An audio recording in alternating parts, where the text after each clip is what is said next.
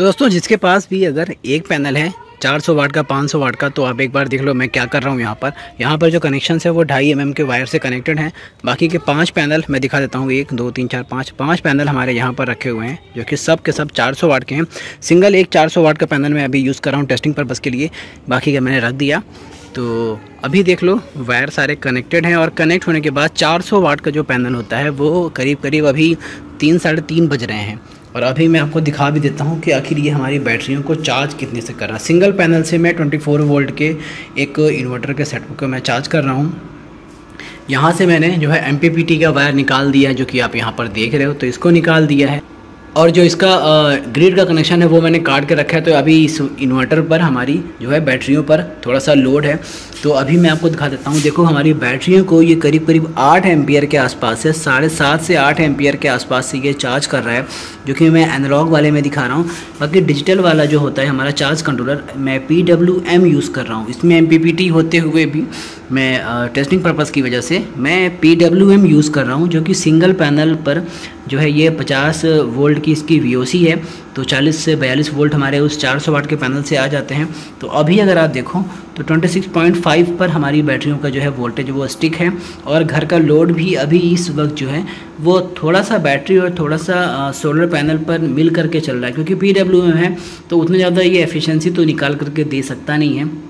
इस वजह से थोड़ा बैटरी की तरफ से पावर ले रहा है और थोड़ा सा वो पैनल से भी पावर ले रहा है। और आप देख लो 8 एम्पियर 7.5 से 8 एम्पियर के आसपास यहाँ पर अभी बने हुए हमारे वो हैं।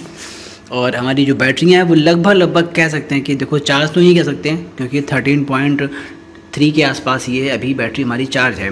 तो फुल तो नहीं कह सकते, लेकिन हाँ इतना कह सकते हैं कि एक सर्टेन एम्पियर पर एक सर्टेन वोल्टेज पर ये स्टिक है। इस वजह से बैटरी हमारी लगभग ठीक ठाक है। और अगर हीटिंग की बात करें, देखो मैं टच कर रहा हूँ, मुझे पता है, क्योंकि आपको तो मैं बता नहीं पाऊँगा, मेरे पास वैसा कोई टेम्परेचर सेंसर है नहीं। तो अभी ये हीटिंग बिल्कुल भी नहीं, एकदम कूल है। कभी कभी हाँ जब मैं इस पर टेस्टिंग के लिए 35 एम्पियर 40 एम्पियर तक लेके जाता हूँ, तब यार ये दोनों की दोनों बैटरियाँ गर्म होती हैं। और एक चीज़, ये जो वाला वायर देख रहे हो जो कि इसके सीरीज़ करने के लिए यूज़ में लिया गया, ये भी गर्म होता है।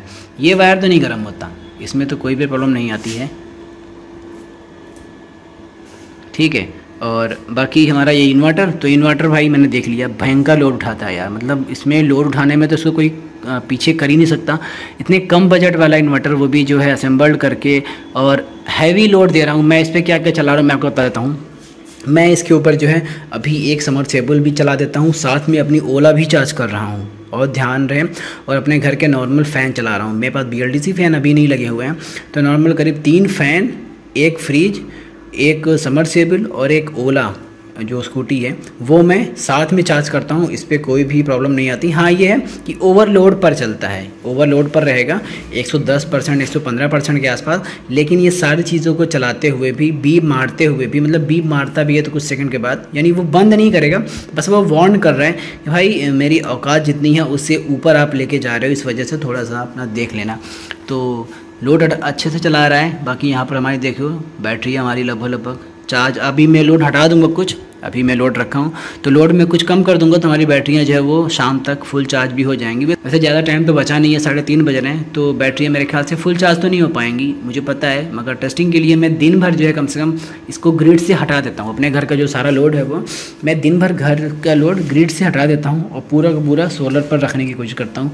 आज वैसे ही मैंने बस सिंगल पैनल पर सोचा कि देखते हैं सिंगल पैनल पर बैटरियाँ मेरी शाम तक क्या वोल्टेज पर रहती हैं लोड चलाने के टाइम के साथ साथ, ताकि मुझे भी मालूम पड़ सके कि कभी अगर मुझे कम वाटेज मिल रहा है, क्योंकि पता है सीज़न ऐसे आएंगे जब कम वाटेज मिलेंगे। वैसे तो ये तो सिंगल पैनल तो कुछ ज़्यादा ही कम हो गया, इतना तो 6 पैनल मिलाने के बाद कभी कम नहीं होगा।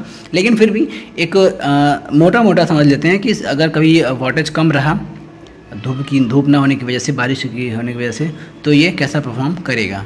एक और चीज़ मैं बता दूं कि सिंगल पैनल जो है हमारा पीक आवर्स में अच्छा अगर आउटपुट मिल रहा है तो PWM के साथ वो निकालता है 260-280 वाट के आसपास, जो कि लोग बोलेंगे भाई बहुत ज़्यादा कम है। तो मैं उनके लिए बता देता हूँ, अगर आप MPPT लगा लेते हो तो वहाँ पर जो हमारा आउटपुट रहता है वो ऑलमोस्ट पहुँच जाता है 380, 370, 390 वाट के आसपास तक। देखो 100% तो कभी भी नहीं आएगा, क्योंकि उसके लिए टेम्परेचर डाउन होना चाहिए।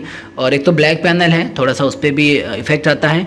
और दूसरा कोई भी पैनल अपने 100% एफिशिएंसी पर चल भी नहीं पाता। आप एंगल उतना परफेक्ट सेट नहीं कर सकते हो समय समय पर। क्योंकि हर वक्त तो सन जो है वो मूव होता रहता है, इसलिए कभी भी परफेक्ट डायरेक्शन में नहीं रह पाएगा। लेकिन हाँ, एक पीक आवर में बता दूं आपको, तो ऐसा ही कुछ PWM और MPPT पर आपको जो है सिंगल पैनल पे आउटपुट मिल सकता है। और मुझे मिला हुआ है MPPT पर करीब 375-380 वाट तक, और PWM पर वही 250 वाट 260 वाट, बस इससे ज़्यादा नहीं। तो बस ऐसे टेस्टिंग के लिए मैंने लगा लिया इसको एक चार्ज कंट्रोलर, बहुत ही घटिया वाला, 10 एम्पियर से ज़्यादा ये निकाल ही नहीं पाता, क्योंकि इसमें ऐसे मॉसफेट लगे नहीं है। ये आउटपुट ही इसका 10 एम्पियर का है, आपको ख़रीदना ही यही बोल करके है इसको। सो बस आज की वीडियो में इतना ही। बाकी आप चाहो तो और भी कुछ पैनल्स लगा सकते हो, मैं भी लगा सकता हूँ, बस टेस्टिंग करनी थी। बाकी इस तरह के 2 पैनल्स जो कि दोनों को मिला करके 220 वाट बनते हैं, सबको पता है मेरे पास कितने पैनल रखे हुए हैं। तो इससे भी आप करीब 150 वाट तक का लोड चला सकते हो, या फिर आप सिंगल कोई 100 AH की बैटरी को दिन भर में चार्ज कर सकते हो, चार्ज हो जाती है, कोई दिक्कत नहीं आती। चलिए फिर मिलते हैं नेक्स्ट वीडियो में। फ़िलहाल आज के इस वीडियो में बस इतना सही। Bye bye.